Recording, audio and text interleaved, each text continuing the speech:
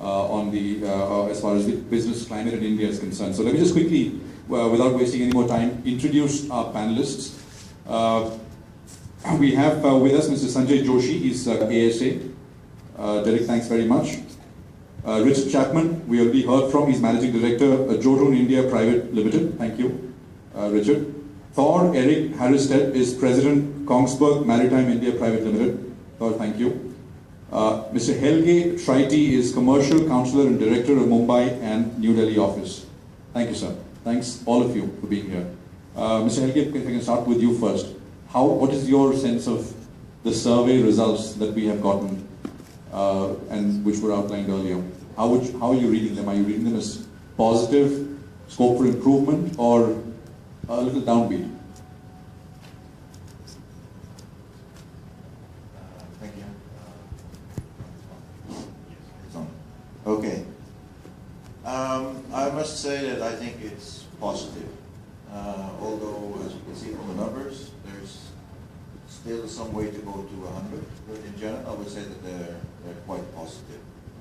And I'm also thinking that I don't find that strange, because a lot of these companies that have answered is from the maritime sector or from the oil and gas sector.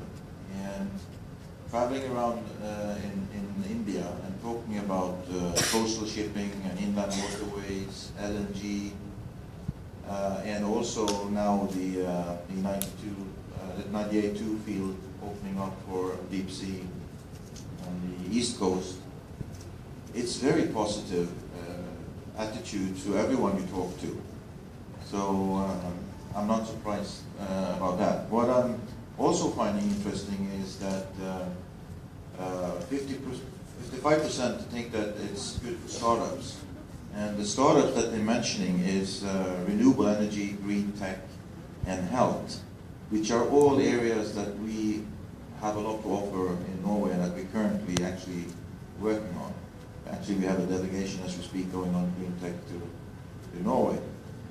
I also find it very positive that 68% think that it's good for research and development. And we have a science and technology counselor in Norway, just in Delhi, that are just focusing on doing more research and development together with the businesses. So I think that's very positive, particularly when we have in mind that what we call the ocean industries, which is basically marine, maritime, and oil and gas. So new government. I mean, there's focus on shipping like it's never been before. We have a minister who's very, very focused and who knows exactly what's happening. I'm talking about the Union Minister for Shipping. States are being encouraged to attract more investment. How do you, for your sector, because I mean, from Norway's perspective in terms of what it offers to the world, maritime and shipping, as Helge has also pointed out, is very, very important. What is the survey telling us from your industry's perspective? Thank you. From the shipping perspective and from the shipbuilding perspective, I see the last year we have seen several changes in the legislation, and for instance the infrastructure classification of shipbuilding, and there has been some easing up of both the ways of doing business and giving. So a lot of things have happened on the legislation front, and I think that is really positive. And then we have these big naval programs with shipbuilding, naval shipbuilding. That's both are global in nature, but what's your perspective? Yeah, so I represent the oil and gas industry, and what I find is if you compare the outlook for the industry worldwide, it's quite challenging right now.